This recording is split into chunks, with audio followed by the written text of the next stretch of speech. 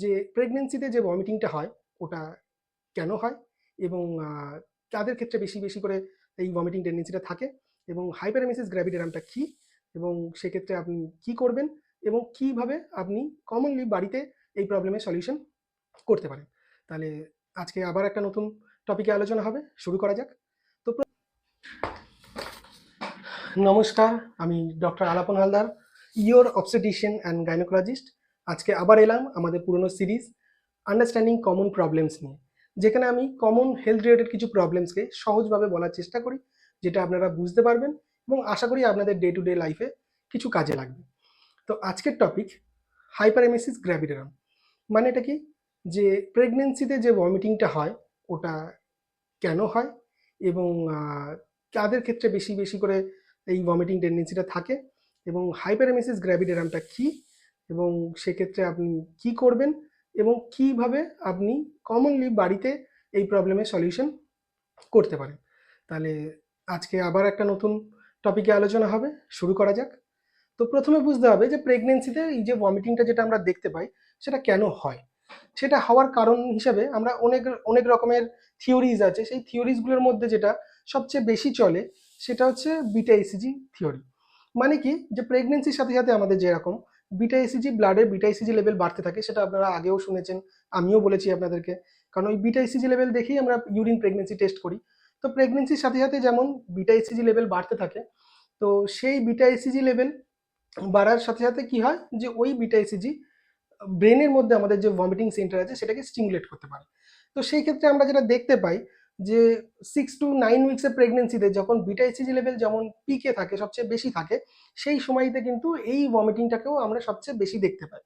এবং যখন আস্তে আস্তে 14 to 16 উইক্সের সময় যখন আমরা দেখতে পাই যে বিটা ইসিজি লেভেলও আস্তে আস্তে কমছে, সেই সময় কিন্তু আমরা ভমিটিং টেন্ডেন্সিটাকেও অনেকটা কমতে দেখতে পাই।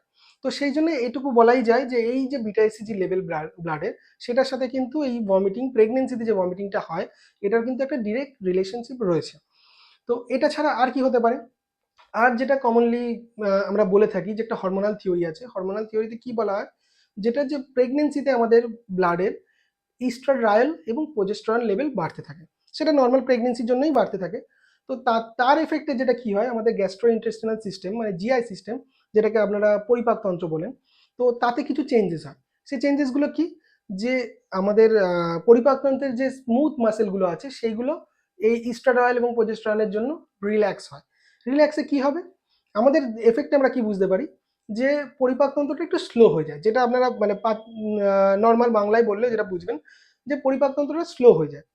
স্লো হলে কি হবে, যে একটু আমরা যে ডাইজেশনটা যেটা হয় খাওয়ার পরে পরে ডাইজেশনটা যেরকম আহ, আগের মতো আর হবে না, সেটা একটু স্লো হয়ে যায়। তাতে কি হবে, যে আপনার আপনি খেলেন, খাওয়ার পরে সেই খাবারটা আপনার স্টমাক থেকে পুরোটা ডাইজেস্টিভ সিস্টেম দিয়ে যেতে সময়টা বেশি লাগে। তো তার জন্য কি হয়, যে কিছু পরিমাণে খাবার সবসময় একটু ব্যাকফ্লো হওয়ার টেন্ডেন্সি থাকে, মানে রিফ্লাক্স যেটা আমরা ডাক্তারি ভাষায় বলি। এবং সেটাই যদি ব্যাকফ্লো হয় সেটাই ভমিটিং বা নজিয়ার আকার নেয়।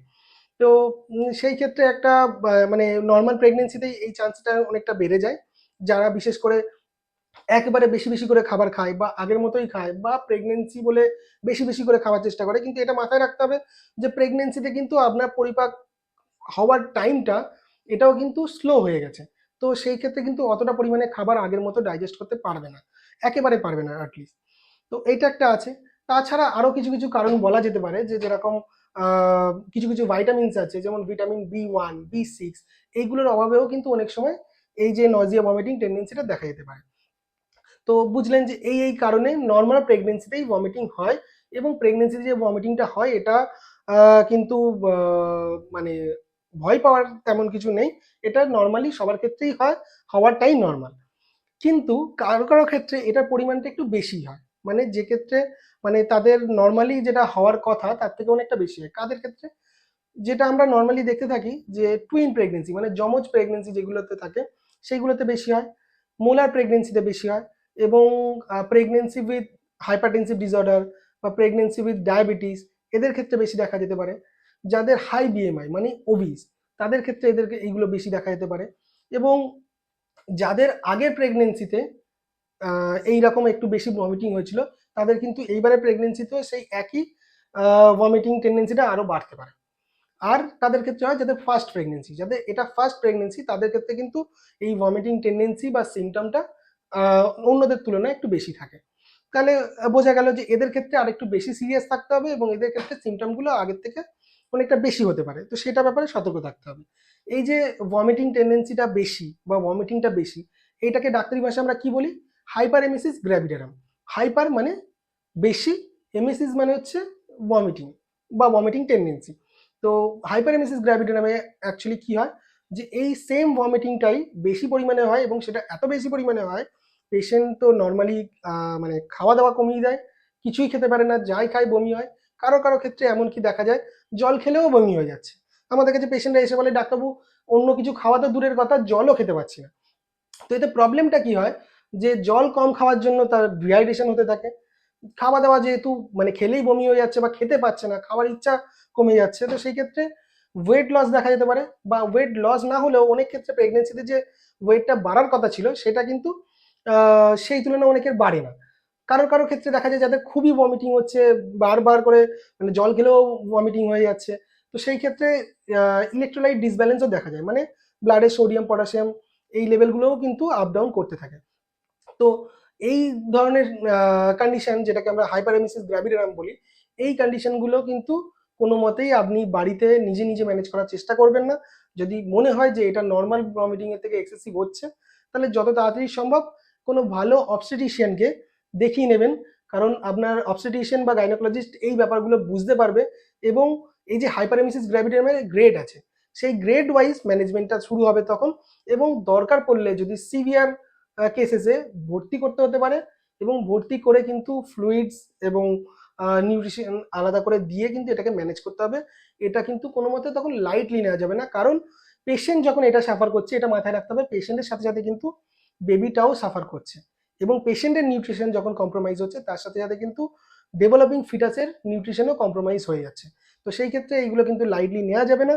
যদি হাইপারএমেসিস গ্র্যাভিডারাম বা নর্মালের থেকে বেশি ভমিটিং হচ্ছে এটা বুঝতে পারেন, তাহলে কিন্তু অবশ্যই কোনো স্পেশালিস্ট মানে অবস্টেটিশিয়ানকে দেখিয়ে নেবেন।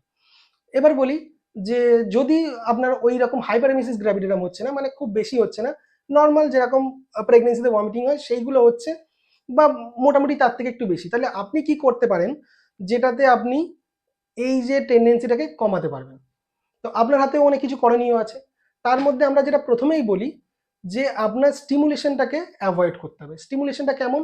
এটা আপনার মানে কোনো পার্টিকুলার স্মেলে থেকে হতে পারে, যেমন আপনি ধরো ডিমের মানে স্মেল, মাছের স্মেল বা কোনো পার্টিকুলার লেদারের স্মেল, এই স্মেলগুলো থেকে অনেকের ভমিটিং টেন্ডেন্সি থাকে।